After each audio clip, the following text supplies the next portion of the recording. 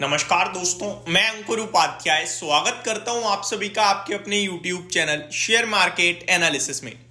दोस्तों, पॉलिसी आ चुकी है, 11 बज चुके हैं और बाजार के एक्शन की बात करें तो भरपूर देखने को मिल रहा है। हालांकि आपने पॉलिसी के एक इनिशियल फेज में मार्केट को डिप देते हुए दिखा और वो फुली रिकवर कर गया।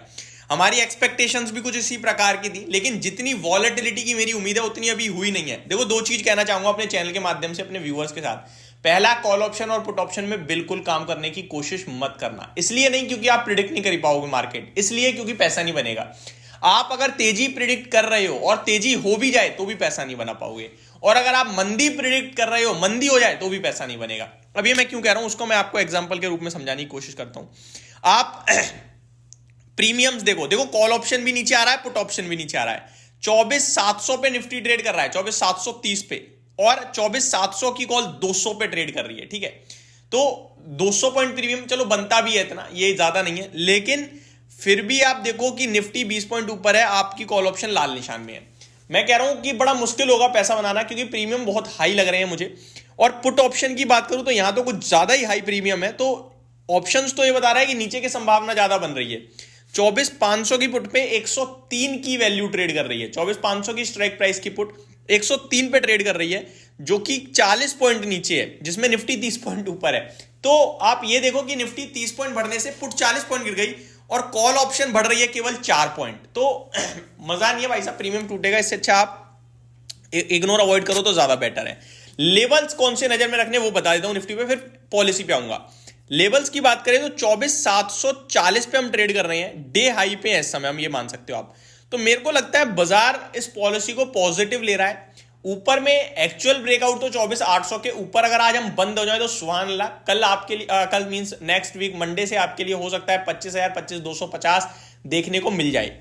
इन केस हम 24,800 के नीचे बंद होते हैं या फिर नीचे ही रहते हैं तो 24,720 के ऊपर बंद होने चाहिए। मतलब 24,720 से 800 के बीच में बंद होते हैं तो पॉजिटिव न्यूट्रल, 24,800 के ऊपर सुपर पॉजिटिव, और नीचे में जो सपोर्ट है वो प्लेस्ड है 24,500 और 24,450। तो नीचे में काफी नीचे तक के लेवल्स हैं जो आपके लिए सपोर्ट के रूप में काम करेंगे। तो मार्केट पे ओवरऑल व्यू पॉजिटिव रखना है, बाय ऑन डिप समझना है। 24,550 600 पे खरीदना शुरू कर सकते हो, 24,700 750 800 850 और 25,000 तक के लिए। ठीक है जी, आरबीआई पॉलिसी पे आते हैं। पॉलिसी में दोस्तों, जैसा कि सबको पता था कि कोई ब्याज दरों में बदलाव नहीं होगा, मैंने पहली वीडियो में भी कहा था नहीं हुआ। मैंने आपसे कहा था CRR, कैश रिजर्व रेशो, इसमें छूट मिल सकती है, मार्केट में लिक्विडिटी लाई जा सकती है। एग्जैक्टली वही हुआ। 50 बेसिस पॉइंट से CRR कट किया गया है। CRR नहीं पता है तो मैं आपको बताना चाहूंगा, कैश रिजर्व रेशो। जब भी हम कोई फंड डिपॉजिट करते हैं बैंक में, उसी बैंक को बैंक आगे लोन के रूप में बांटती है और फिर वो पैसा बनाती है। लेकिन ऐसा नहीं है कि मैंने 100 रुपए डिपॉजिट करे, बैंक 100 रुपए ही आपका सीधे जाके बांट दे लोन के रूप में। तो यहां पे कुछ पैसा गवर्नमेंट रिजर्व रखती है ताकि कुछ प्रॉब्लम आए तो उसे इस्तेमाल किया जा सके। और उस रिजर्व पैसे में पहले 4.5% था, अभी कहीं ना कहीं 4% पे लाके खड़ा कर दिया है वो रिजर्व। तो ये सबसे बड़ी पॉजिटिव बात है। अब ये जो 0.5% की कटौती करी गई है, ये मार्केट में लिक्विडिटी लाएगी, और ये मार्केट में कितनी लिक्विडिटी आएगी मैं आपको बताना चाहूंगा दोस्तों।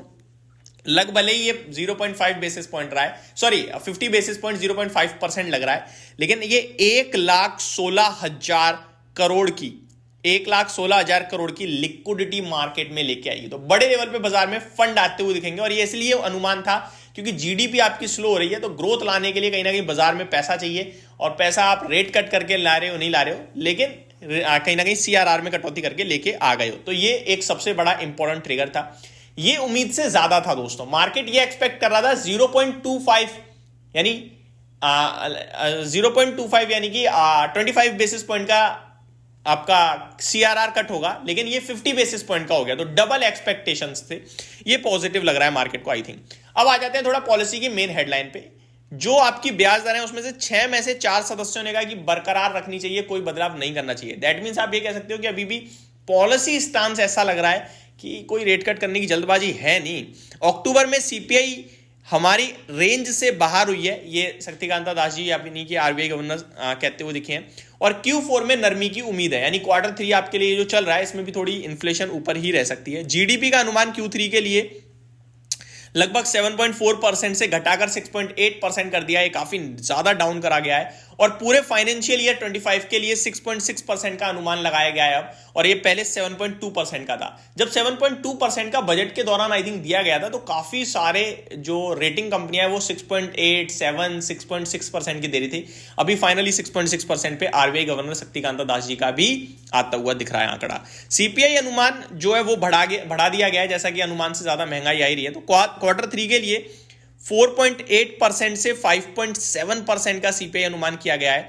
अभी आप लोगों ने लास्ट जो देखा, आई थिंक अक्टूबर का देखा हमने, क्योंकि नवंबर का अभी आया नहीं है। तो अक्टूबर में हमने देखा नवंबर का आ गया, आई थिंक मैंने आपके साथ डिस्कस किया था, मुझे याद नहीं आ रहा, बट लास्ट इन्फ्लेशन डेटा 6.2% पे था। FY25 के लिए सीपीआई अनुमान पूरे फाइनेंशियल ईयर के लिए 4.5% से बढ़ाकर 4.8% कर दिया गया है। तो ये कुछ बड़े ट्रिगर्स थे इस बार बाजार के लिए। आगे को लेकर लिक्विडिटी, ग्रोथ और महंगाई तीनों में बैलेंस बनाया जाए, ऐसा सोच रहे हैं। और 2020 के बाद फर्स्ट टाइम आपका CRR में कटौती होते हुए दिखी है, और आगे चलकर रेट कट की उम्मीद है जरूर, लेकिन जल्दबाजी बिल्कुल नहीं लग रही है अभी। तो ये सारी की सारी डिटेल्स थी आरबीआई पॉलिसी की। होप आपको जानकारी पसंद आई होगी। Thank you so much for watching this video. Have a great day guys.